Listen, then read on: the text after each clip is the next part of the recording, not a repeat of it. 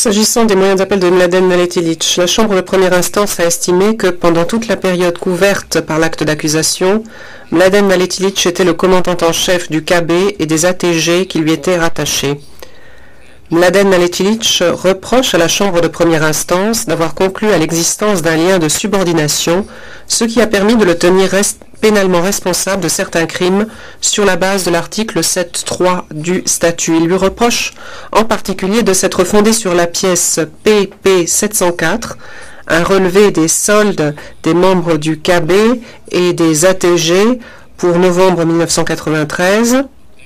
sur la déposition du témoin Falk Simang et enfin sur la pièce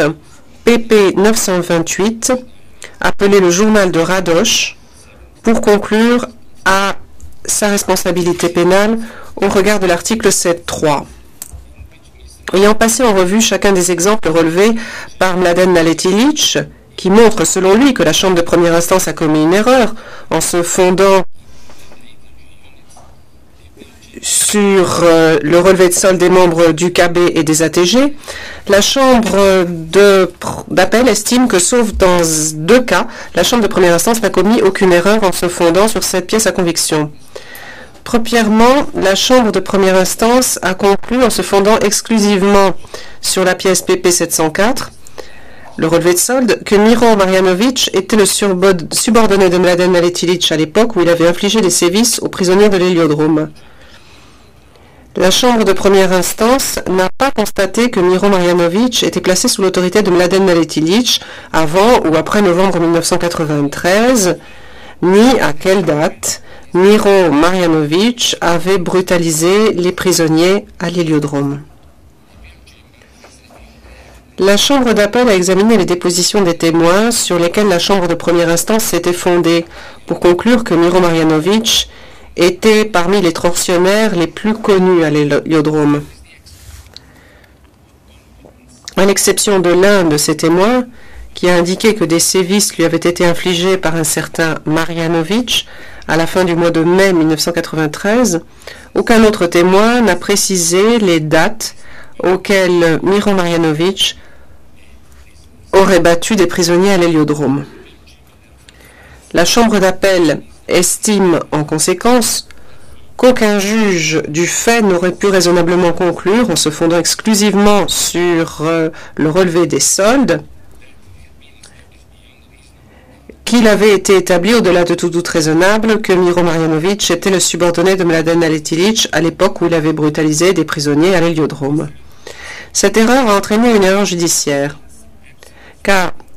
si la Chambre de première instance n'avait pas conclu que Miro Marjanović était sous les ordres de Mladen Maletilitch à l'époque des faits, elle n'aurait pas reconnu ce dernier responsable au regard de l'article 7.3 du statut des traitements cruels que Miro Marjanović avait infligés aux prisonniers de l'héliodrome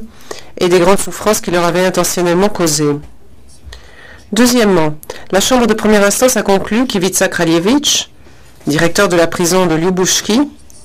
était le même Ivica Kraljević dont le nom figure dans la pièce 704.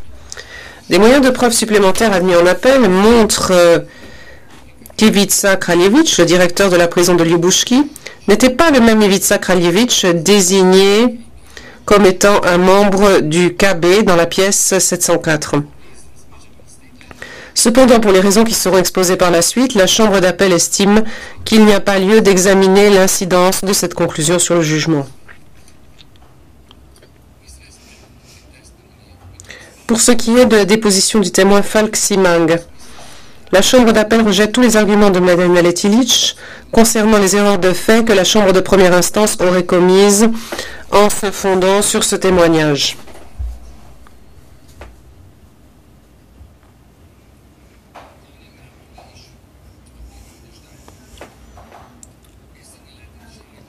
Quant à la pièce appelée le journal de Radosh,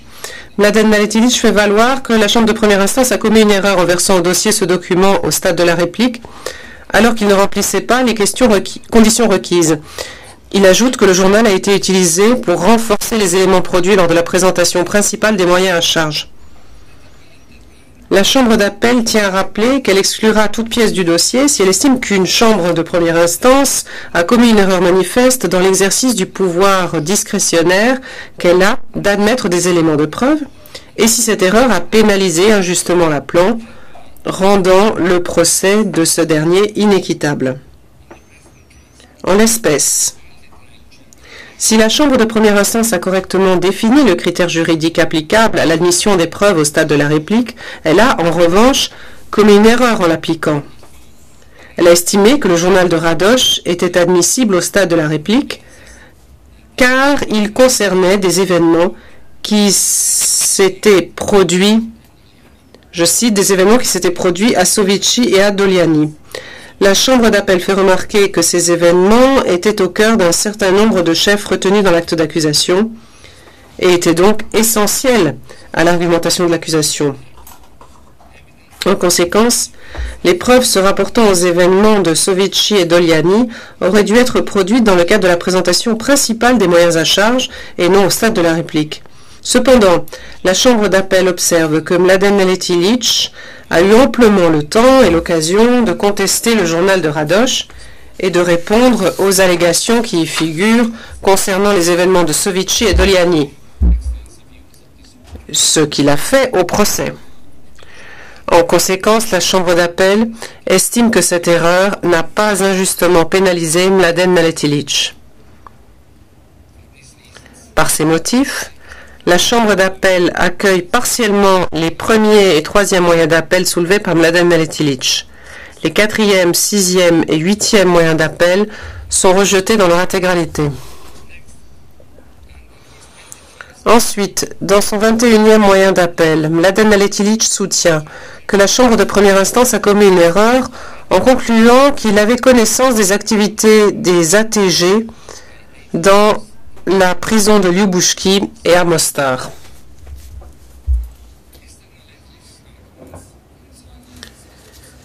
Les arguments avancés par Mladen Naletilitch concernant sa responsabilité pour les activités des ATG à Mostar sont rejetés pour les raisons exposées dans l'arrêt.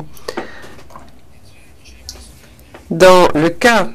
des crimes commis à la prison de Lyubushki, la conclusion de la Chambre de première instance, selon laquelle Mladen Naletilitch avait des raisons de savoir que ses subordonnés avaient infligé des sévices à des prisonniers, se fonde essentiellement sur le fait qu'il était présent au moment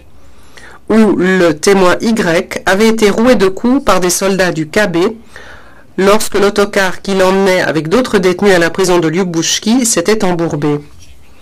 La Chambre d'appel relève que la Chambre de première instance n'a pas dit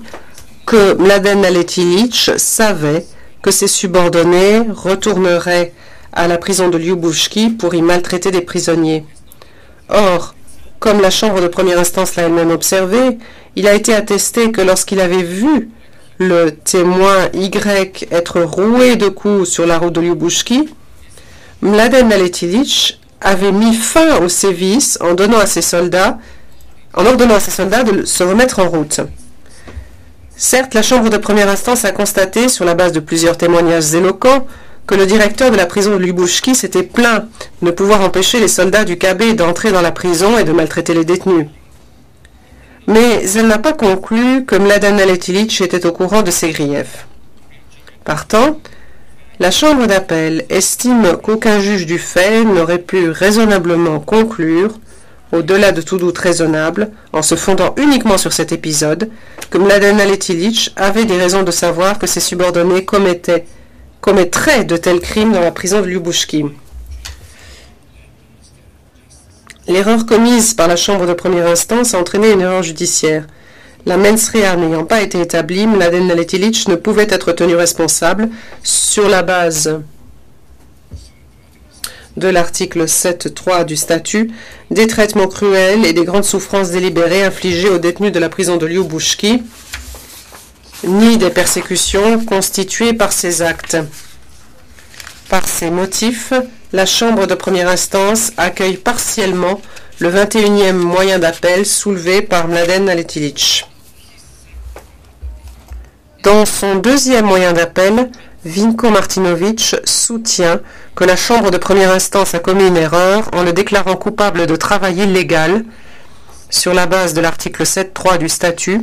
pour avoir utilisé des détenus, les témoins F, Y, Y et AB, pour aider à piller des biens privés. Le témoin F a déclaré que des soldats de Stella étaient présents lorsqu'il avait été forcé de se livrer au pillage, mais qu'il n'en avait reconnu qu'un seul,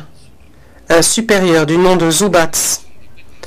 Lors du contre-interrogatoire, le témoin a reconnu qu'il ne savait pas au juste à quelle unité appartenait Zubats. Au vu de cette déposition, la Chambre d'appel considère qu'un juge du fait ne pouvait raisonnablement conclure, sur la foi du témoignage de F, que Zubats était le subordonné de Vinko Martinović. La Chambre de première instance a donc commis une erreur en concluant que des soldats de Vinko Martinović avaient contraint le témoin F à prendre part au pillage. S'agissant du témoin AB, la Chambre d'appel considère, vu sa déposition, que le témoin ne savait pas au juste qui l'avait forcé à prendre part au pillage et que, partant, un juge du fait ne pouvait raisonnablement conclure qu'il avait été contraint par des subordonnés de Vinko Martinović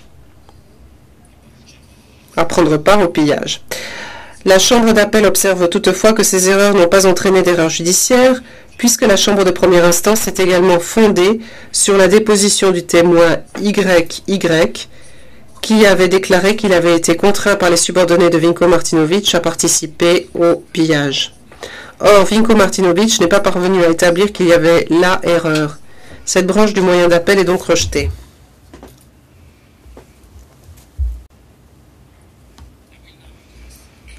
La Chambre d'appel va à présent examiner la branche du moyen d'appel soulevé par Vinko Martinović et le quatrième moyen d'appel soulevé par l'accusation à propos du cumul des déclarations de culpabilité. Vinko Martinović met en cause le principe même du cumul de déclarations de culpabilité et il soutient qu'il a été pénalisé car le cumul permet de donner au même comportement plusieurs qualifications sévères. La Chambre d'appel rappelle que le cumul des déclarations de culpabilité est possible et que les règles en la matière sont bien établies dans la pratique du tribunal international dont la jurisprudence reconnaît que les déclarations de culpabilité cumulatives permettent de rendre pleinement compte de la culpabilité d'un accusé ou de brosser un tableau complet de son comportement criminel. La Chambre d'appel ne voit aucune raison impérieuse de s'écarter de cette jurisprudence. En conséquence, cette branche du moyen d'appel soulevé par Vinko Martinović est rejetée. L'accusation soutient que, puisque les actes constitutifs de persécution ne doivent pas forcément constituer un crime au regard de l'article 5 du statut, les persécutions sont nécessairement distinctes en droit des autres crimes énumérés à l'article 5. Elle avance en particulier que la torture et les persécutions, toutes deux visées à l'article 5 du statut, comportent chacune des éléments nettement distincts. La Chambre de première instance a conclu que Mladen Naletilich était responsable de persécution au regard de l'article 5H du statut et de torture au regard des articles 5F et 2B du statut pour les sévices infligés aux témoins FF et Z. Toutefois, elle a précisé que lorsqu'un accusé est déclaré coupable de persécution et d'un autre crime contre l'humanité, la déclaration de culpabilité à retenir contre lui est celle prononcée pour persécution. C'est pourquoi, après avoir comparé les déclarations de culpabilité prononcées à raison des mêmes faits,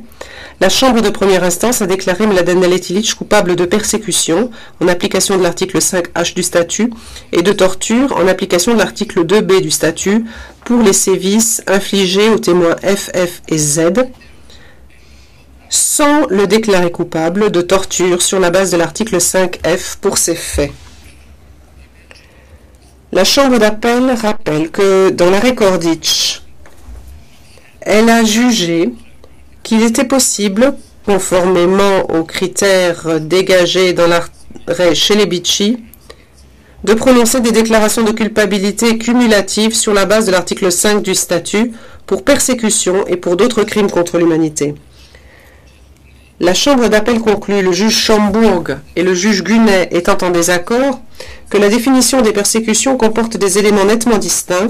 qui ne figurent pas dans la définition de la torture visée à l'article 5 du statut. Elle impose en effet de prouver que l'acte ou omission en question a dans les faits un caractère discriminatoire et a été inspiré par une intention spécifique, celle de discriminer. En revanche, la torture impose de rapporter la preuve que l'accusé a causé une douleur ou des souffrances aiguës à une personne, que l'acte ou omission en question ait eu ou non, dans les faits, un caractère discriminatoire ou ait été ou non inspiré par la volonté de discriminer. Par conséquent, il est possible de prononcer, à raison des mêmes faits, des déclarations de culpabilité pour ces crimes sur la base de l'article 5 du statut. La Chambre d'appel estime que la Chambre de première instance a commis une erreur lorsqu'elle a refusé de déclarer Mladen Maletilitch coupable de torture sur la base de l'article 5F du statut pour les sévices infligés aux témoins FF et Z. La Chambre d'appel accueille donc le quatrième moyen d'appel soulevé par l'accusation.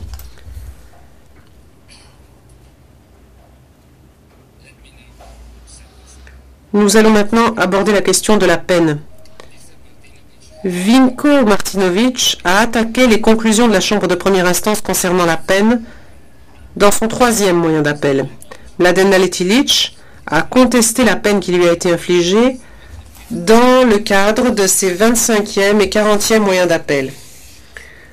La Chambre d'appel a examiné plusieurs de leurs arguments et les a rejetés, jugeant qu'ils étaient dénués de fondement. Elle a toutefois déterminé que la Chambre de première instance avait commis 3 erreurs, qu'elle va à présent passer en revue. Premièrement, Vinko Martinović soutient que la Chambre de première instance a eu tort de ne pas retenir comme circonstance atténuante les efforts qu'il avait faits pour être transféré au tribunal international.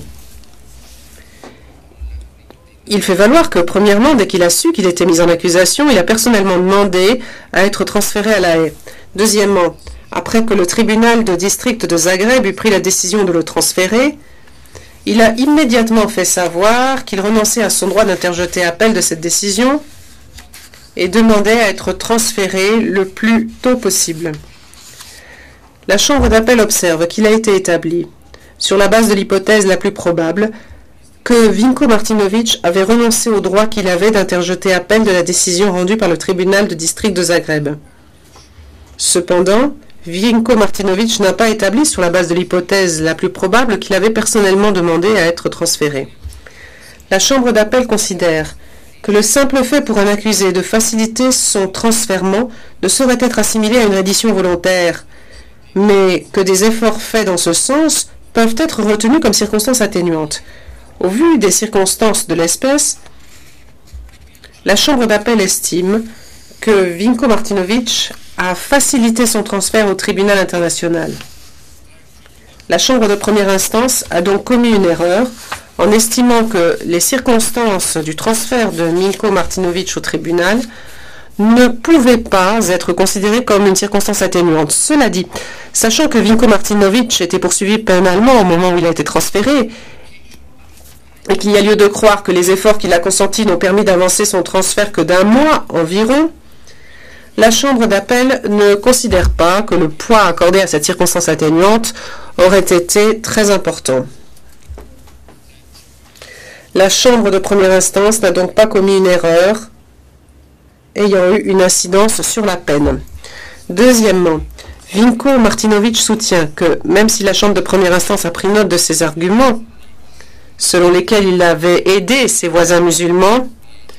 avait en général la même attitude envers les musulmans qu'envers les Croates de Bosnie et avait aidé des détenus musulmans au point que ces derniers préféraient son unité aux autres, elle n'en a pas tenu compte lorsqu'elle a fixé la peine. La Chambre d'appel considère que la Chambre de première instance a eu tort de ne pas aborder, dans la partie du jugement consacrée à la peine, les arguments de l'accusé concernant l'aide qu'il aurait apportée aux musulmans de Bosnie, violant ainsi l'obligation qu'elle avait de motiver la sentence.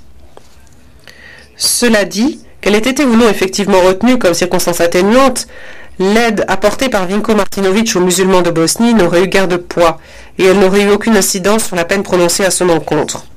Troisièmement, Vinko Martinović et Mladen Naletić soutiennent l'un et l'autre que la Chambre de première instance a commis une erreur en considérant que leur pouvoir hiérarchique constituait une circonstance aggravante. La Chambre d'appel a confirmé à maintes reprises qu'une chambre de première instance peut décider que, lorsqu'un accusé est reconnu individuellement responsable sur la base de l'article 7.1 du statut, ses pouvoirs hiérarchiques constituent une circonstance aggravante. La partie du jugement consacrée à la peine donne à penser que la chambre de première instance n'a pas tenu compte des pouvoirs hiérarchiques de Vinko Martinović et de Mladen Naletić que pour déterminer leur mode et degré de participation au crime. Elle a estimé que le rôle joué par Vinko Martinović et par Mladen Naletić était d'autant plus grave qu'ils avaient exercé des fonctions de commandement. S'agissant des déclarations de culpabilité prononcées à l'encontre des deux accusés sur la base de l'article 7.1 du statut, la Chambre d'appel constate que la Chambre de première instance n'a commis aucune erreur. En revanche, pour ce qui est des déclarations de culpabilité prononcées en application de l'article 7.3 du statut, la Chambre d'appel estime que la Chambre de première instance a commis une erreur. Étant donné que l'on ne sait pas au juste pour quel crime la Chambre de première instance a jugé que les pouvoirs hiérarchiques des accusés constituaient une circonstance aggravante, la Chambre d'appel tranche en faveur de Mladen Naletić et de Vinko Martinović et conclut que la Chambre de première instance a commis une erreur. Cela étant, elle estime que, vu la gravité des crimes dont les accusés ont été déclarés coupables et les circonstances de l'espèce, cette erreur n'a aucune incidence sur la sentence.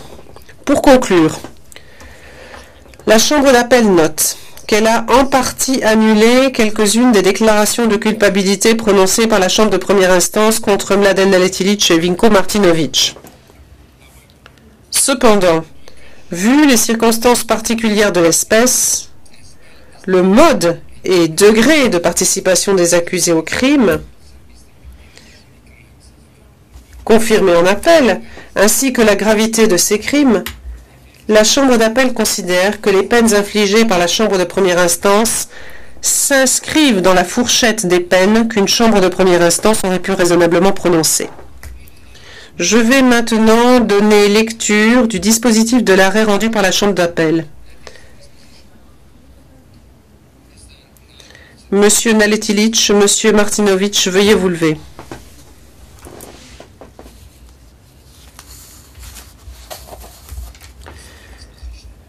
Voici le dispositif de l'arrêt. Par ces motifs, la Chambre d'appel, en application de l'article 25 du statut et des articles 117 et 118 du règlement de procédure et de preuve, vu les écritures respectives des parties et leurs exposés aux audiences des 17 et 18 octobre 2005, siégeant en audience publique. S'agissant des moyens d'appel soulevés par l'accusation, note que le deuxième moyen d'appel de l'accusation a été retiré. Accueil. Les juges Gunet et Chambourg étant en désaccord, le quatrième moyen d'appel de l'accusation confirme la déclaration de culpabilité prononcée à l'encontre de Mladen Naletić pour torture, un crime contre l'humanité, chef 9 de l'acte d'accusation, et dit que les actes sous-tendant cette déclaration de culpabilité comprennent notamment les mauvais traitements infligés aux témoins F, F et Z. Rejette pour le surplus l'appel de l'accusation, le juge Chambourg étant partiellement en désaccord. S'agissant des moyens d'appel soulevés par Mladen Naletić, accueille partiellement les premiers et troisièmes moyens d'appel de Mladen Naletić, en ce qu'ils ont trait à sa responsabilité de supérieur hiérarchique dans les sévices infligés par Miro Marjanović aux prisonniers de l'héliodrome. Accueille partiellement le 21e moyen d'appel de Mladen Naletić, en ce qu'il a trait à sa responsabilité de supérieur hiérarchique dans les mauvais traitements infligés aux détenus de la prison de Lubuskie. annule la déclaration de culpabilité prononcée à son encontre pour avoir causé intentionnellement de grandes souffrances ou porté des atteintes graves à l'intégrité physique ou à la santé, une infraction grave aux conventions de Genève de 1949, chef 12, en ce qu'elle concerne les sévices infligés aux prisonniers de l'héliodrome par Miro Marjanović, annule les déclarations de culpabilité prononcées à son encontre pour persécution pour des motifs politiques, raciaux et religieux, un crime contre l'humanité, chef 1, et pour avoir causé intentionnellement de grandes souffrances ou porté des atteintes graves à l'intégrité physique ou à la santé, une infraction grave aux conventions de Genève de 1949, chef 12, en ce qu'elle concerne les mauvais traitements infligés aux détenus de la prison de Ljubuški. Rejette pour le surplus, l'appel interjeté par Mladen Naletić contre les déclarations de culpabilité et la peine. Et confirme la peine de 20 ans d'emprisonnement imposée à Mladen Naletić, le temps passé en détention préventive étant à déduire de la durée totale de la peine au terme de l'article 101C du règlement. S'agissant des moyens d'appel soulevés par Vinko Martinović, la Chambre d'appel accueille partiellement le deuxième moyen d'appel de Vinko Martinović en ce qu'il a trait au vice de forme de l'acte d'accusation concernant la transformation d'une propriété privée en quartier général pour l'ATG Vinko Škrobo, les sévices infligés en juillet ou en août 1993 à plusieurs prisonniers et ceux infligés à un prisonnier appelé Psotsa, et annule la déclaration de culpabilité prononcée à son encontre pour travail illégal, une violation des lois ou coutumes de la guerre, chef 5, en ce qu'elle concerne la transformation d'une propriété privée en quartier général pour l'ATG Vinko Škrobo, et la déclaration de culpabilité prononcée à son encontre pour avoir causé intentionnellement de grandes souffrances ou porté des atteintes graves à l'intégrité physique ou à la santé, une infraction grave aux conventions de Genève de 1949, chef 12, en ce qu'elle concerne les sévices infligés en juillet ou en août 1993 à plusieurs prisonniers et ceux infligés à un prisonnier appelé Tsotsa. Rejette pour le surplus l'appel interjeté par Vinko Martinović contre les déclarations de culpabilité et la peine, et confirme la peine de 18 ans d'emprisonnement imposée à Vinko Martinović, le temps passé en détention préventive étant à déduire de la durée totale de la peine au terme de l'article 101C du règlement. Dit enfin que l'arrêt est exécutoire immédiatement en application de l'article 118 du règlement, et ordonne, en application des articles 103C et 107 du règlement, que Mladen Naletić et Vinko Martinović restent sous la garde du tribunal international jusqu'à ce que soient arrêtées les dispositions nécessaires pour leur transfert vers l'État dans lequel ils purgeront leur peine. Monsieur Naletić, Monsieur Martinović, vous pouvez vous asseoir. I now request the registrar. Madame le greffier, veuillez distribuer des exemplaires de l'arrêt aux parties.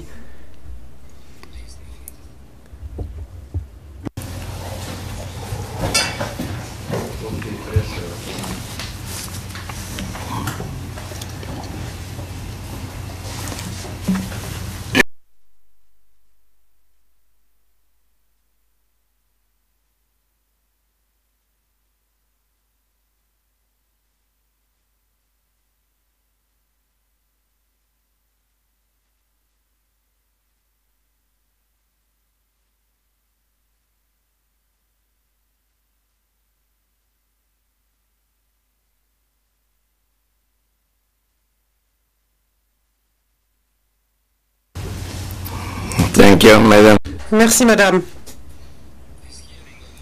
L'audience de la Chambre d'appel du Tribunal pénal international pour l'ex-Yougoslavie est levée. All rise for your full of